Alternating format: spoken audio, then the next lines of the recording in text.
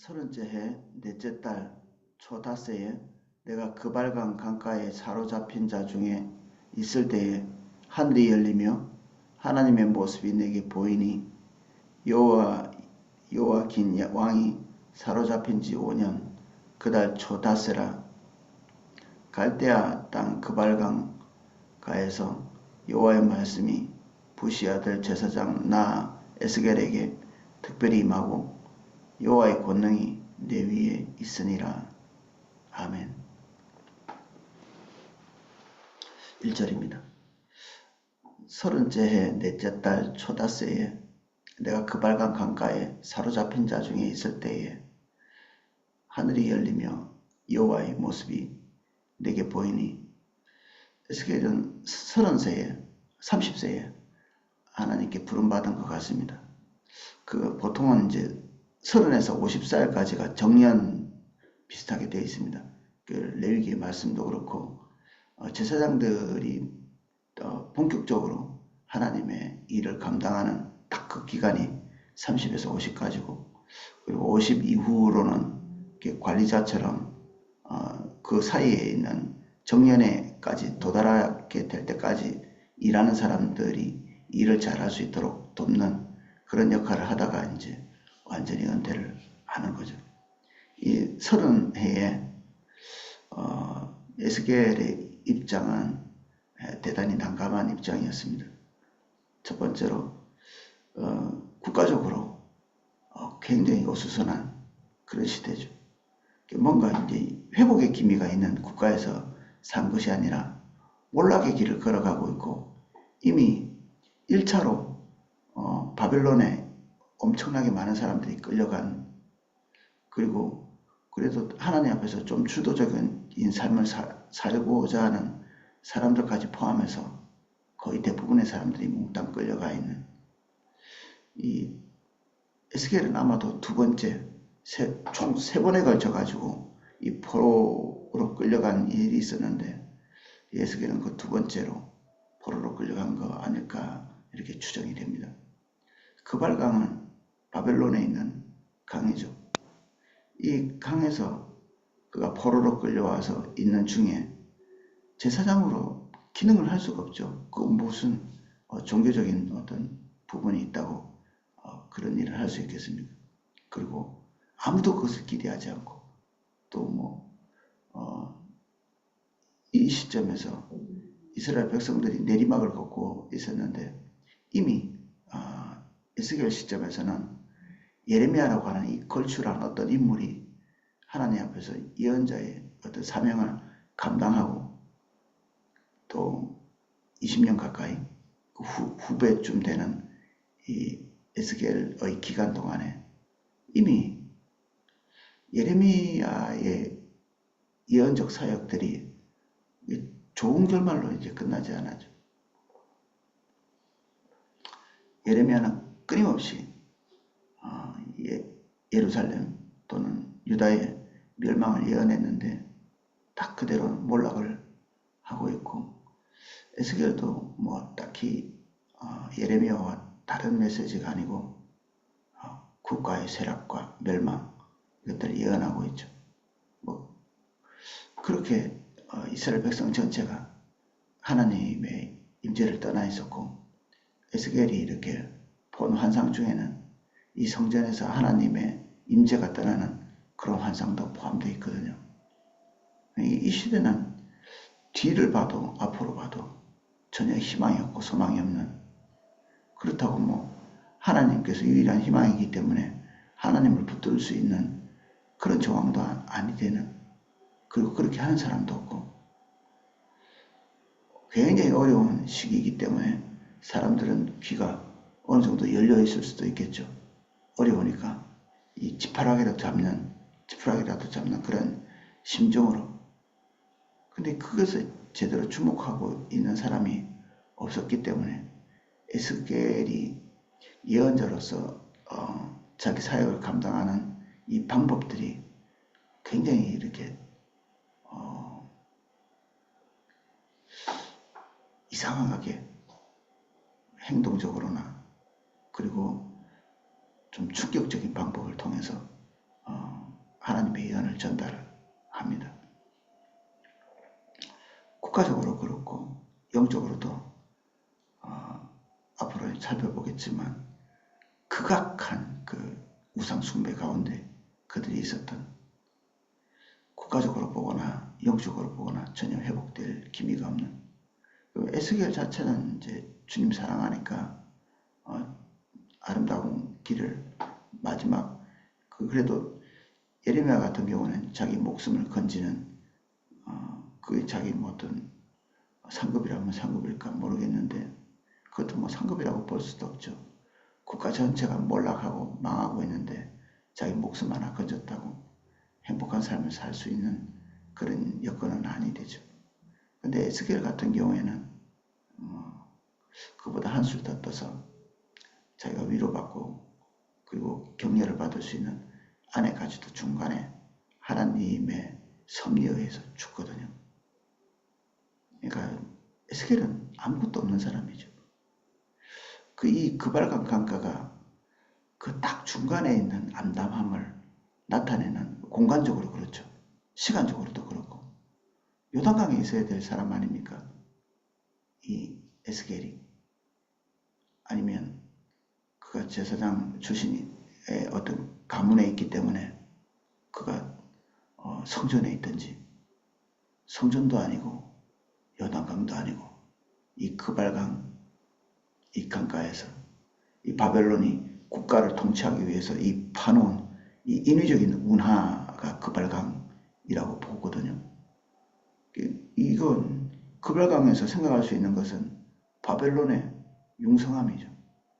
이스라엘의 형통함이 아니라 이스라엘을 압제하고 이스라엘을 쳐들어왔던 이스라엘의 운명을 좌지우지하는 바벨론. 실제로 이 시점에는, 에스겔의 시점에는 이 바벨론이 혹시나 이렇게 망하거나 아니면 이스라엘 백성이 어떤 하나님의 큰 은혜를 받아가지고 이게 다시 포로를 청산하고 돌아갈 수 있지 않을까, 이런 소망을 가질 수도 있겠죠. 근데 조금 더 그렇게 되지 않습니다. 조금 더.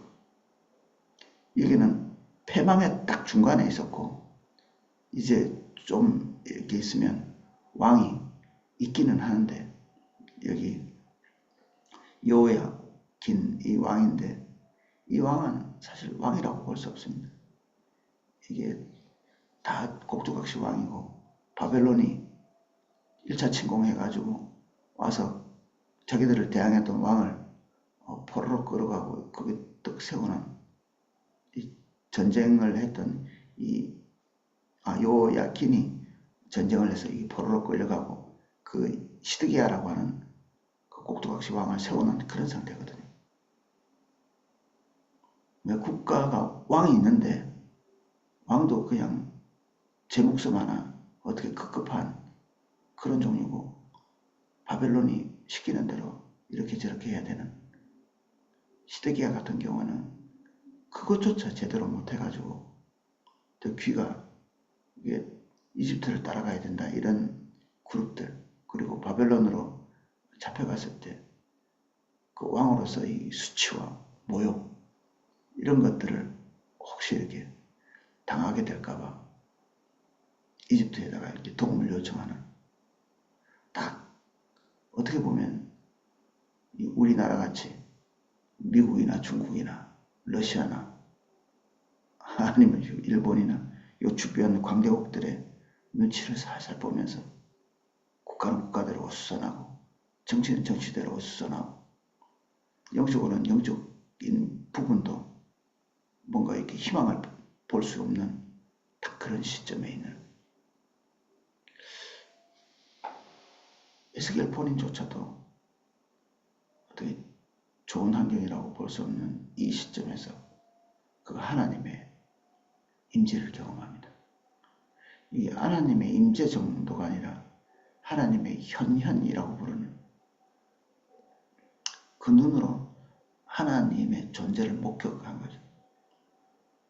그래서 앞으로 우리가 보게 될 이 하나님의 현현의 모습들은 굉장히 난해하고 어떤 면에서는 좀 기괴하게 보이기도 하고, 이거는 이해나 납득을 하고 본 게 아니라 그 눈으로 뭔가를 봤는데 묘사를 이렇게 최선을 다해서 한 거죠. 우리는 하나님의 존재를 상상할 수가 없습니다. 인간은 상상할 수 있는 것은 실제화시킬 수 있다고 합니다. 상상하는 것은. 여러분들이 무엇을 상상하든지 간에 그 상상한 것은 집중해서 에너지를 투자하고 하려고 하면 뭐든지 다 할 수 있습니다. 여러분들이 원하는 무엇이든지 간에 인간은 그런 능력이 있거든요. 믿는 자든 믿지 않는 자든 간에 하나님의 형상을 따라 지음받은 사람이 상상하고 결정하고 그리고 실행에 옮긴 그 모든 일들은 할 수 있는 이 능력이 있죠. 인간은 그렇습니다.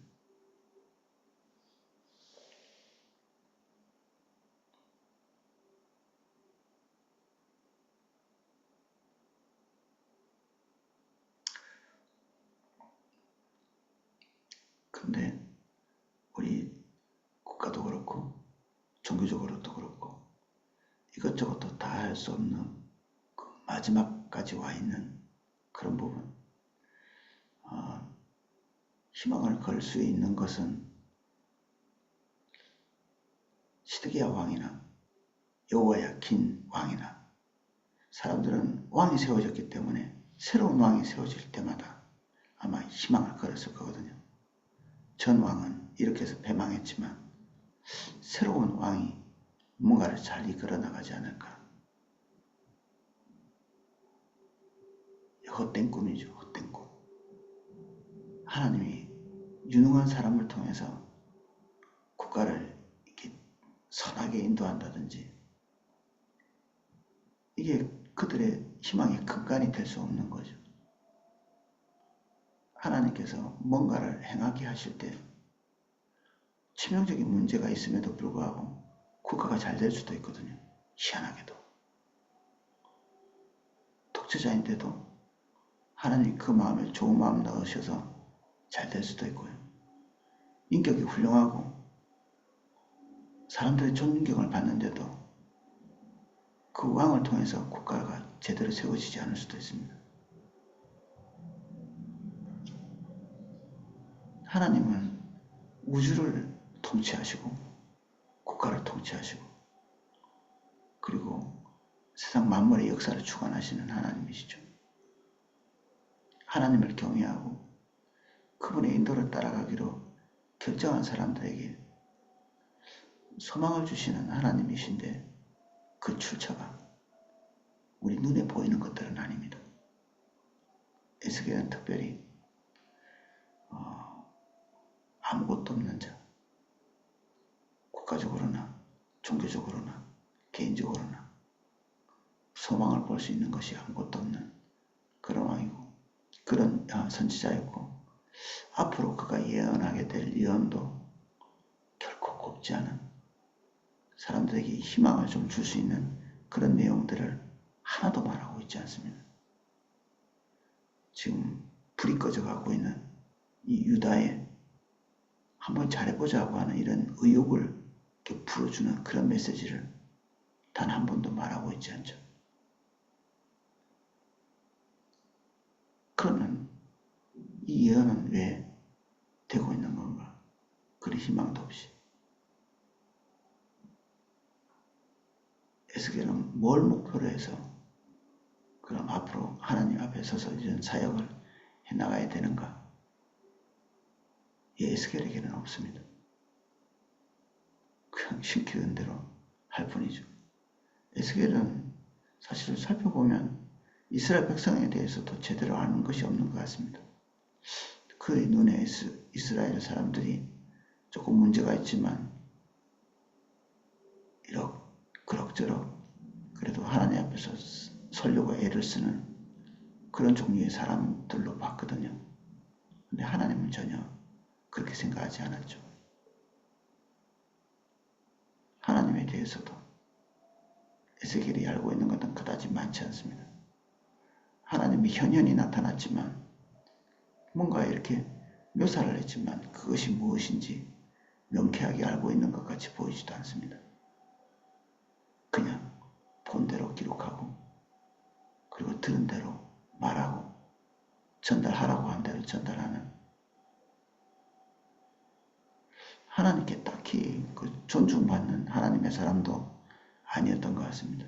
모세가 하나님 앞에서 받았던 그런 지지, 백성들 앞에서 세워주신 그 권위, 그런 것조차 에스겔에게는 없었다고 볼 수 있거든요. 그리고 호칭조차 인자, 이게 인자하면 이제 예수님도 인자라고 이렇게 하셨기 때문에 좀 뭔가 이렇게 우리는 좋은 느낌이 있는데, 하나님께서 에스겔을 지칭할 때 인자라고 말씀하신 그 인자는 이 사람의 아들아, 이런 얘기입니다. 이 좋은 의미보다는 또도 한결성에 이렇게 들어가 있는 사람의 자식이고, 너는 그 테두리를 벗어날 수 없는 그런 존재, 그런 존재로서 에스겔을 부르고 있죠. 충분한 인지와 지각이 충분하지 않은, 그럼에도 불구하고 그에게 하나님께서 찾아오셔서 당신의 일을 이제 시작하려고 하시고 그를 인도하려고 하십니다. 갈대아 땅 그발강 가까이에서 여호와의 말씀이 부시 아들 제사장 나 에스겔에게 특별히 임하고 여호와의 권능이 내 위에 있으니라. 오늘 하나님께서 우리를 각자 부르십니다. 인도하실 때 우리는 우리가 기대하는 바가 있죠. 하나님 나를 이렇게 써주십시오, 저렇게 써주십시오. 아니요. 그 모든 쓰임의 주체는 하나님이시기 때문에 우리를 어디로 인도할 건가, 그건 하나님이 결정하시는 겁니다. 그게 다행히도 우리의 기대와 일치할 수도 있지만 전혀 일치하지 않을 수도 있죠. 여러분들이 하나님께서 부르신 그 자리에서 어떤 최선의 삶을 산다 할지라도 사람들이 와, 넌 진짜 하나님과 함께 하더니 축복받았군, 또는 그래도 하나님의 사람으로서 제법 열매가 있군, 이런 지지조차 없을 수 있습니다. 그러면 우리가 가던 길을 멈출 건가? 그러면 우리는 해피엔딩을 기대한 사람들이죠. 에스겔도 전혀 해피엔딩이 아니었고 예레미야도 전혀 해피엔딩이 아니었고, 단지 그가 하나님의 영광스러운 소명을 받아서 하나님의 일을 했을 뿐이죠. 사실 천사들도 하나님께서 어떤 소명을 주실 때 그 소명을 굉장히 영광스럽게 생각하거든요. 하나님의 명이기 때문에 그렇죠.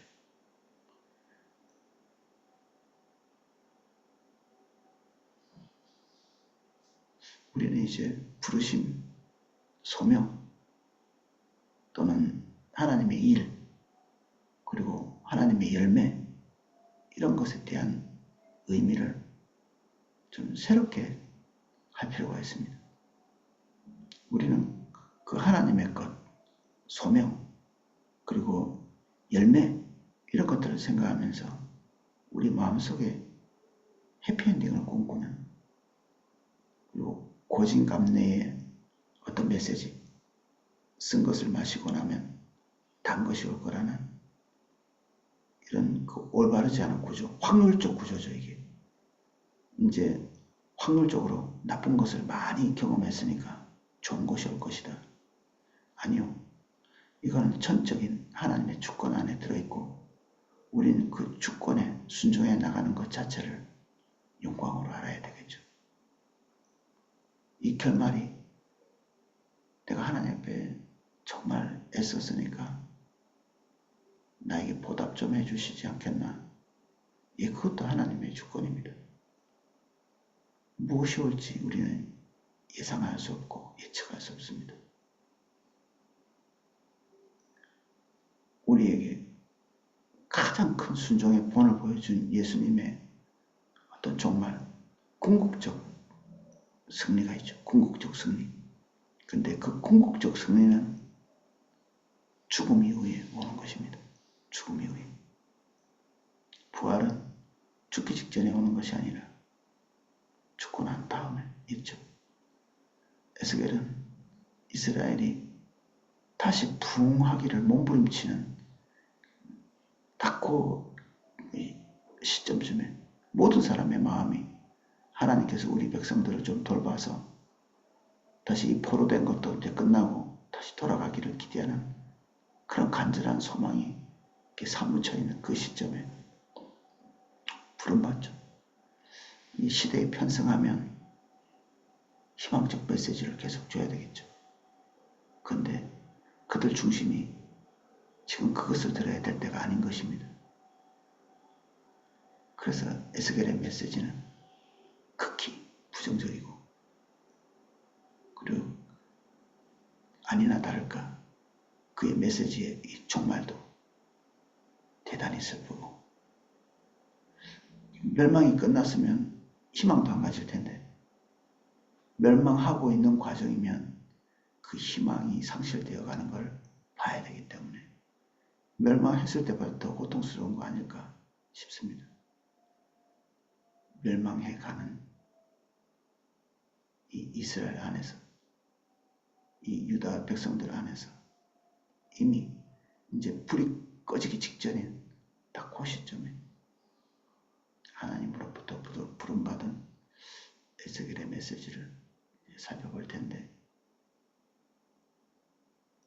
주님께서 이렇게 말하신 이유가 있겠죠. 하나님이 우리의 유일한 출처가 되시도록 우리를 인도하시고 견인해 가실 것입니다. 세상 나라에 대한 소망, 이것은 에스겔 앞에서는 정말 아무것도 아닌 것 같이 됩니다. 다니엘도 그랬죠. 눈에 보이는 국가, 심지어 우리가 태어날 때부터 몸담고 있었던 이 대한민국도 하나님의 큰 이 안목 안에서는 시들어가는 낙엽처럼 어느 시점에 시들어갈 그런 존재가 될 수밖에 없는 것이죠. 우리는 좀 더 우주적이고 초월적인 시각을 가져야 이 에스겔을 통해서 하나님께서 말씀하시고자 하는 것들을 앞으로 잘 이해할 수가 있습니다. 오늘은 여기까지 살펴보겠습니다. 주님, 우리는 크리스마스 이브에 에스겔을 출발합니다. 이 땅에 소망이 있었으면 하나님의 아들이 이 땅에 오시지 않았을 텐데, 우리는 끊임없이 땅에서 모종의 희망을 발견하려고 합니다. 때로는 사람에게서, 때로는 강한 국가를 기대면서, 때로는 경제적인 시류를 일금으로써 희망을 겁니다. 때로는 종교적인 몸부림과 종교적인 공로를 쌓으면서 희망을 걸어보기도 합니다. 우리의 애씀은 다 부질없고, 우리는 모든 것을 주관할 수 있는 주관자가 아니고, 이 대한민국도 세상의 중심에 서 있지 않습니다. 주님, 우리를 국가와 시간을 초월한 하나님만 대면하는 자리로 인도해 주시고, 마치 이렇게 우리의 뿌리가 없는 사람처럼 초월하시는 주님을 그발강 강가에서 만난 에스겔처럼 우리가 예상할 수 없는 그곳에서 주님 대면할 수 있도록 은혜를 주십시오. 어쩔 수 없이 끌려간 바벨론, 우리는 선택의 여지가 별로 없이 우리는 직장이나 학교 그리고 우리 사는 지역에 있습니다. 예상할 수 없는 곳에서 주님이 우리를 찾아오십니다. 그때 우리 눈을 열어주시고 우리 귀를 열어주시고 우리 마음을 열어주셔서 주님 만나게 하시고 우리가 상상하고 예상하고 염원하는 하나님이 아니라 계시되어진 그대로의 하나님을 만나게 해주십시오.